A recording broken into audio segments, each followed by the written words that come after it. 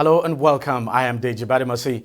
The recent massacre of defenseless Nigerians in Plateau State has again exposed gaps in the country's intelligence gathering and early warning systems.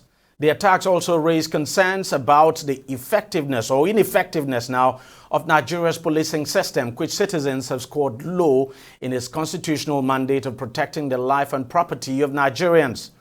On Christmas Eve, armed men operated for hours, moving from one village to another in Bokos and Berkenladi local government areas.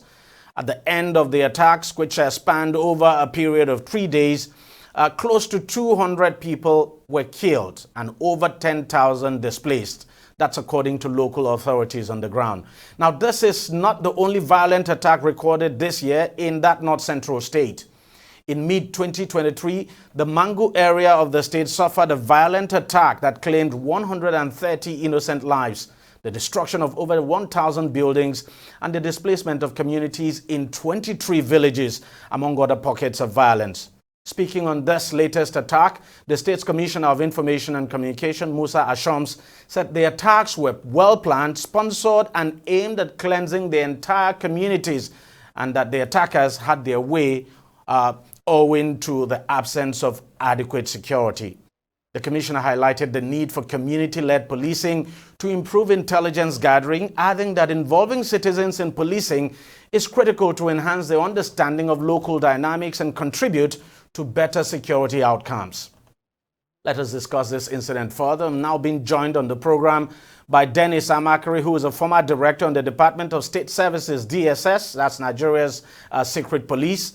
Also joining us is Temitope Olodo, who is a preventive terrorism consultant and the president of Africa Security Forum based in the United Kingdom. He joins us from the United Kingdom, and Mr. Amakari joins us from the United States of America. Gentlemen, thank you very much for coming on the program. Let me start with you, Mr. Amakari.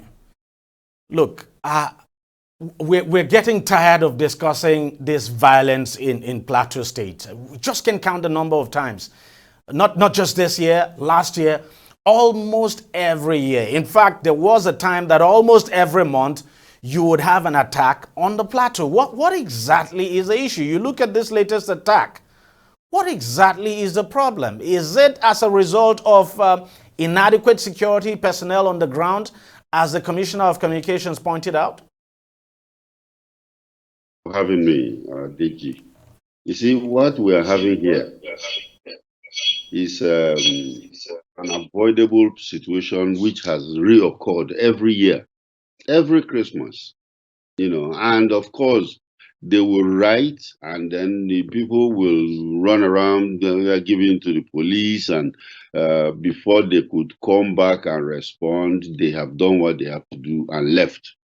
So it is a recurring decimal.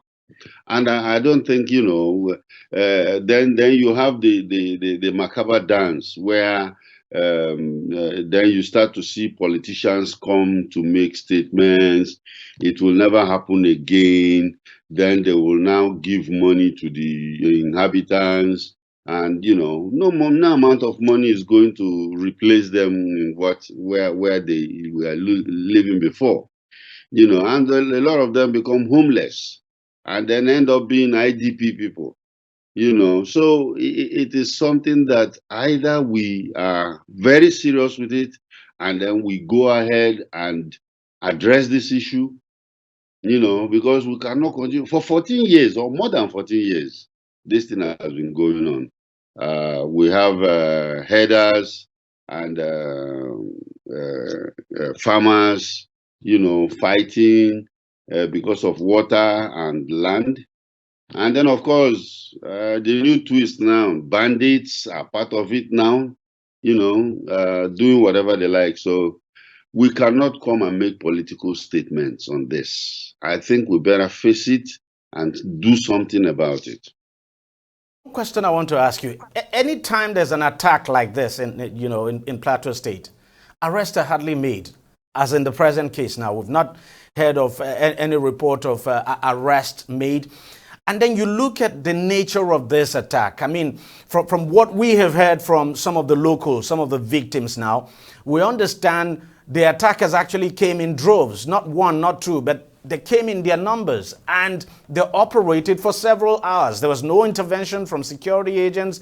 The few that were around were overpowered. Why is it so difficult to make arrest after an attack of this nature, especially when the bandits or the attackers now come in droves?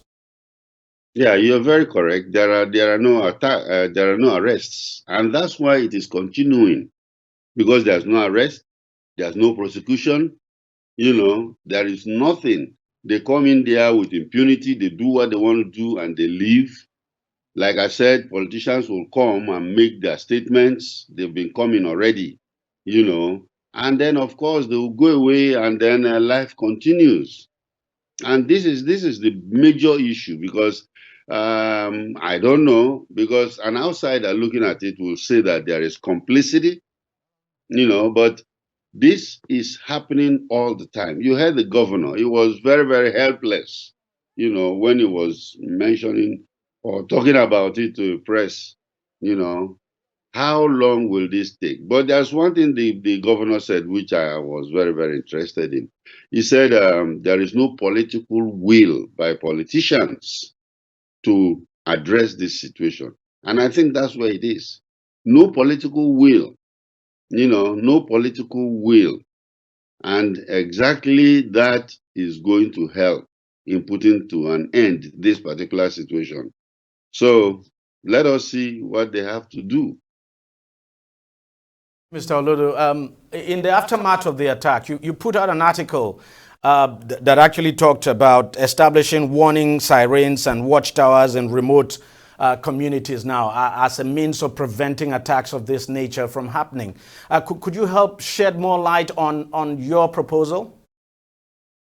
Yeah, what I was thinking about, and I totally agree with what the earlier panelists have said, there is complete lack of security in managing this issue.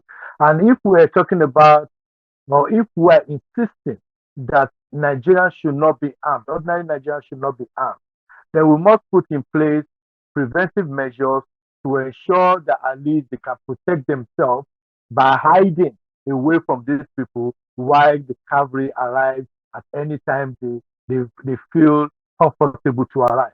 And one of the things that could be done, like have been done since the Second World War, is to have sirens, warning sirens that you could have in remote areas where people in the watchtower will have military grade telescope, so they could see far beyond their particular environment, and they could see where this kind of this movement, because these people are coming in drones. So it's not like they are hiding from anybody. They are actually coming physically.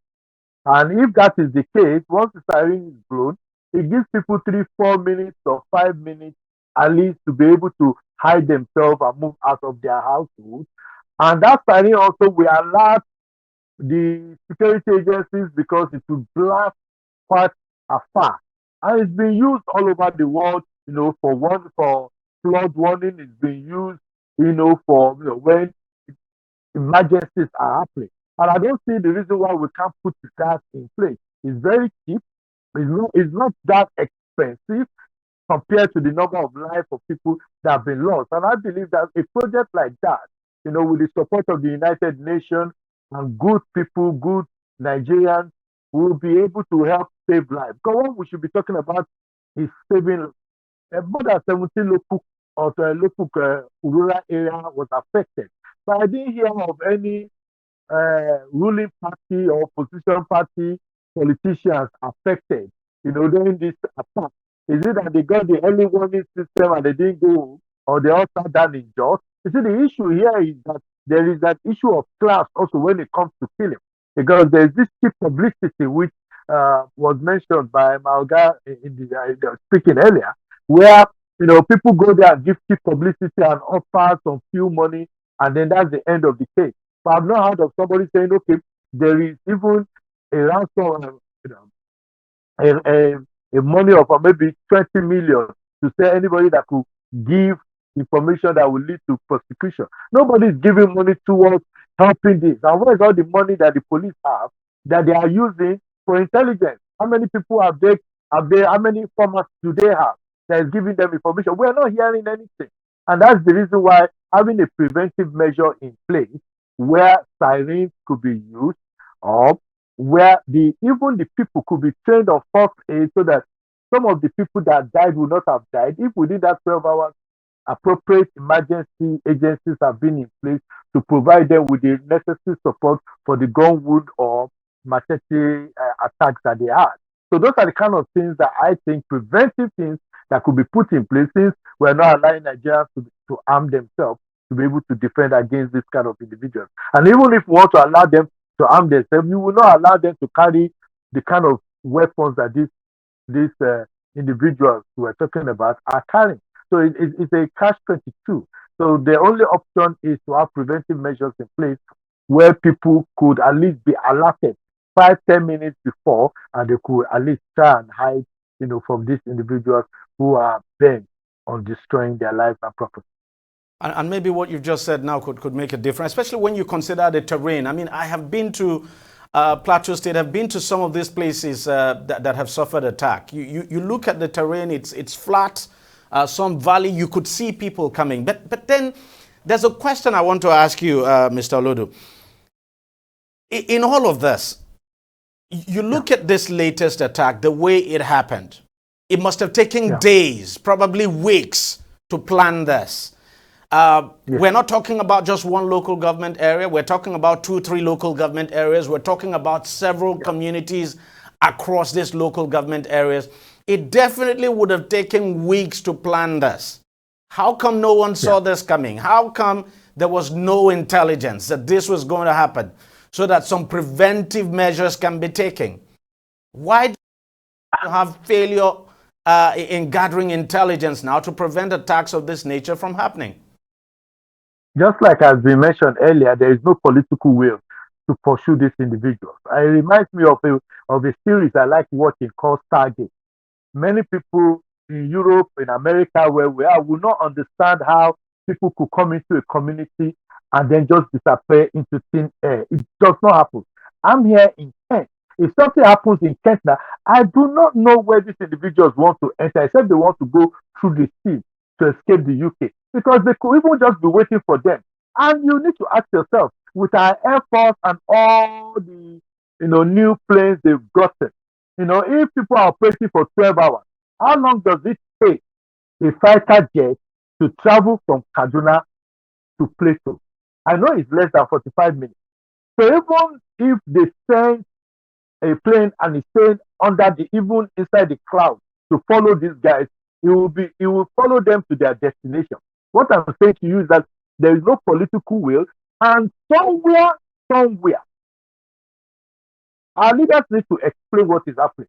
Why is it that a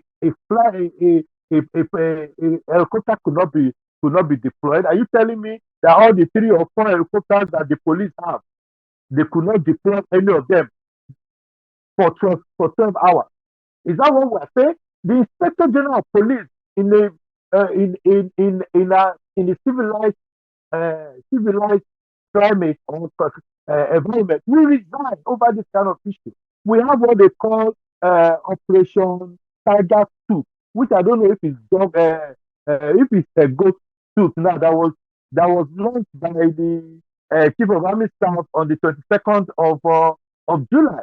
We have Operation Rainbow that was even launched by the state itself with 600 personnel. You ask yourself, where were all these groups when all these incidents were happening? Why is it that even if it was just one phone call that was going through, why is it that the air component of the Nigerian Armed Forces or the Air Force could not be deployed?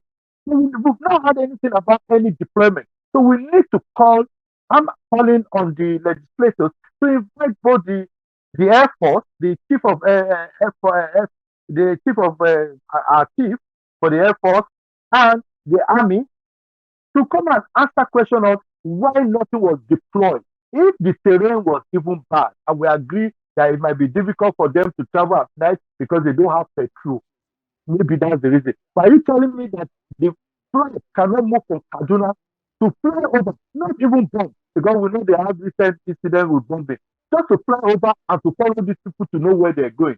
Nothing was deployed. And that's the question that we need to ask. And that's the reason, personally, I would say to the Plateau citizens in the diaspora, gather money together and put a ransom on the head of these people that have done these things and say, you know what, we're going to give 50 million or 100 million naira to anybody that could give us information towards finding out the exact source of these people, where they started from and where they ended. Because we need to find a solution to this. You can't keep killing Nigerians. And yet, as we speak right now, our politicians are having parties that are doing everything. If it happens in the US or happens in the UK, the flag will be brought down. The flag at Aso Rock will be down until this issue is resolved. But those flags are insignificant when it comes to Nigeria's situation. And that's the reason why these people will continue to do what they are doing. Mr. Macro, let me get your thoughts on some of those preventive measures that Temitope talked about. I mean, having this watchtower and taking some preventive measures. I mean, putting some preventive measures in place. And this issue of intelligence gathering as well. The Sultan of Sokoto, when he spoke on this incident, also talked about the failure of intelligence in all of in this situation. And we're talking about a Sultan who was a senior military officer at some point. Yes, I think the Sultan is correct. There is a level of intelligence failure that happened because actually people were informed. They were informed and nothing was done about it. You know, intelligence, the nature of intelligence is when you gather it and give it to somebody as an actionable intelligence. And if it is put in the drawer, then it's useless. In fact, as we talk right now, I'll give you another one.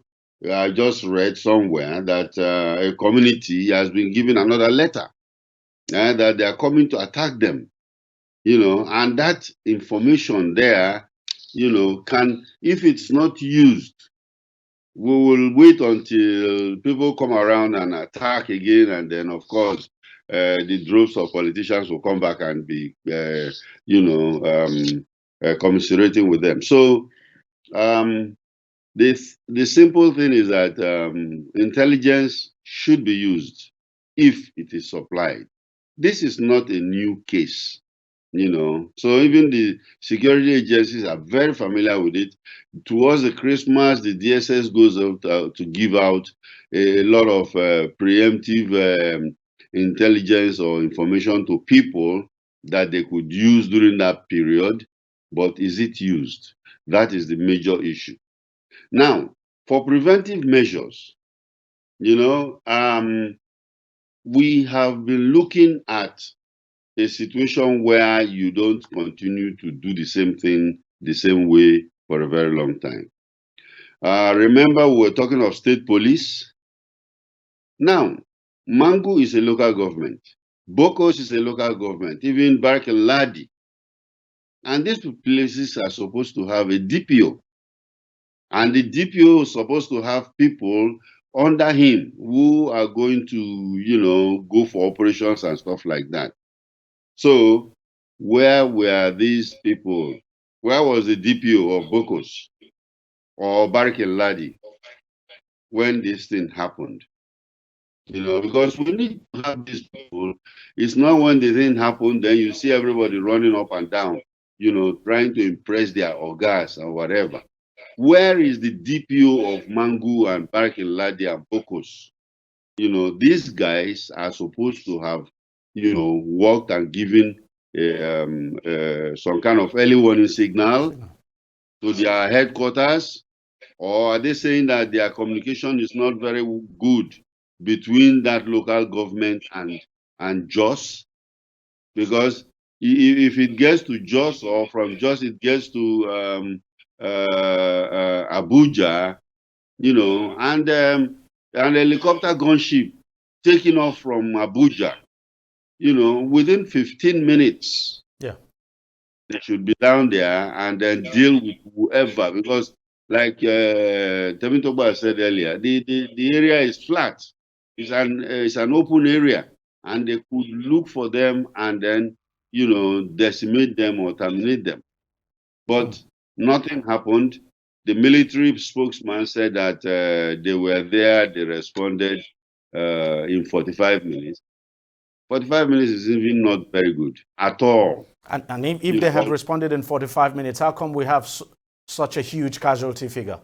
Exactly, because the natives said that they didn't see anybody.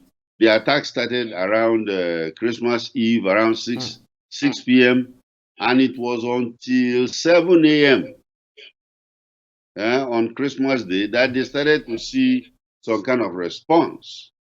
So these are all things that. But don't you think indeed that we have also the problem of manpower, the problem of manpower when it comes to security in that region? Because to be candid, Plateau State is fairly large, and manpower could also be a problem. Yes, I mentioned earlier that there is a DPO in Mangu and Bokos and Barakin Ladi. Now check. If you check, you find out that either the Bokos man or the Barakin Ladi DPO does not have more than, he does not have up to 10 people under him. Up to 10. You know, you might just have about 5 or 4 people that are working with him. You know, so for a police force, which is about just a little bit above 300,000, you know, to cover up all these ungoverned spaces and at the same time to, you know, meet up the United Nations requirement for policemen per citizen, it's not met. And we cannot just be giving this thing to it. Some people say, "Oh, there's no money to kit them or salaries or something like that." But remember, the security of the citizen is a fundamental issue of government. We should do that before we start thinking about going to buy SUVs for whoever. You know, so if we are not serious with security, these kind of things are going to happen all the time. Let me get a final word from you, Mr. Oludu. It's really sad because you know, one cannot even confidently say this is not going to happen again in the next couple of weeks. It's difficult to say that. We just don't learn. It appears every time this thing happens, we don't learn lessons at all. Our security agents probably, I don't know how. What do you think, in your honest opinion, that we need to begin to do right now to make sure we don't have a recurrence of this? Just like you rightly said, there's no guarantee that it will not happen again. So my hope and my prayer is that the good people of Nigeria will come together and help these communities. We know that it's going to happen again very soon. But while the security is still on ground, let us put in the appropriate security preventive measures. Since we say they can't carry weapons, let us help the community to be able to protect themselves. Sorry, let me also sorry to interject. Even the people themselves, because I don't think it makes any sense to just sit down and wait to be killed the way we have seen happen over and over again.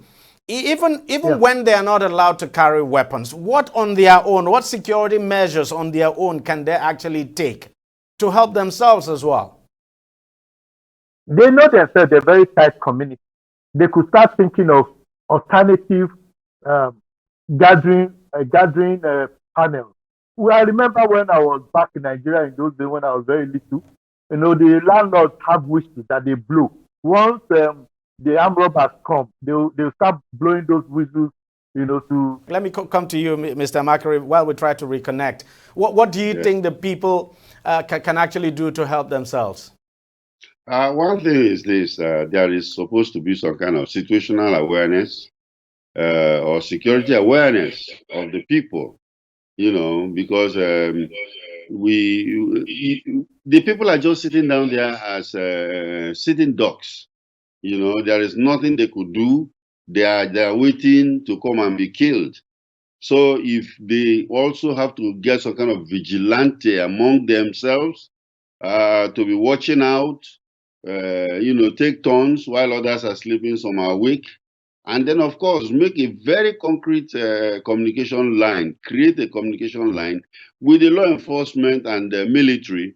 That way, if something happens, you should be able to react. But I didn't get that. No, I said at least they should be able to hold the ground before intervention comes. That's very correct. Yeah, an active shooter is an active shooter situation where there are things they could do. There are things they could do to protect themselves before, the military or police comes. Saludo, you're back. I'll let you just complete what you were saying before we conclude. Yeah, just like I was saying, that they know the environment better than anybody else, and the people coming to attack them are outsiders. So they could start developing, emergency points that they could gather themselves if there are this incident. They could even do drills for children to say, this is where you hide, this is what you do. Even within the house, they can have, hidden places within the house that they know that normal people will not think of, might be behind the rubbish bin, those kind of things. But more importantly, just like Oga mentioned earlier, let them develop their own language and communication platform. That, okay, if there is an incident, this is what we do. But more importantly, the Nigerian Police Act allows communities to be able to even hire police. So if these police are not willing to come and stay based on what they do, maybe the community could say, okay, we want 5 police and we'll be paying their salary, let them live with us. So that when they want to kill them, those ones are there as a false defense, and they'll be paying their salary. I think that might be the only solution here, where communities will say, okay, we'll recruit for us 5 or 6 people who are going to be police officers embedded within our community, so that when this incident happens, at least there's a bit of a resistance that might help. And I think that might be the solution, because the way we are going now, the Nigerian police would not even, if you ask how much the DPO is getting on a monthly basis from headquarters, you'll be embarrassed, And these are the questions that the legislators need to ask, not sitting down and collecting millions of dollars, naira, bulletproof vehicles. They need to start doing their job and asking questions. How much are the DPOs in those areas getting? What's the security size of each local government? Just like Oga mentioned earlier, and I think that's the only solution forward. All right, thank you very much, gentlemen, for coming on the program. I want to thank you so very much. It's so sad that the way I feel right now, I think we're still going to have an incident like this down the road, and it's sad. And it's also sad that we're just helpless. Sad that we're helpless. It's also sad that after every incident like this, no arrest is ever made, no prosecution, nothing happens. So that emboldens the attackers, and they will continue to do it. Thank you, sirs, for coming on the program. Thanks for your time. All right, we'll take a short break, but we'll be right back to continue discussions on this topic. Stay with us, don't go away. Opinions are free, facts are sacred, but truth is universal. How, in practical terms, can we, for instance, de-escalate the tension? President must see himself as the President of the Federal Republic. We know where the enemy is. 3 places. The Lake Chad Basin, the border area between Nigeria and Cameroon, and then the Sambisa Forest. On DEJI360, we give you a complete dose of everything. Opinion, facts, and undiluted truth. I hardly believe what politicians say in this part of the world. A new Nigeria is possible, a future is possible. We delve into the issues, dissect it so that you can understand it, use it to take action. I don't think there's any need for any governor to look for grant for ranching. DEJI360, dissecting the issues.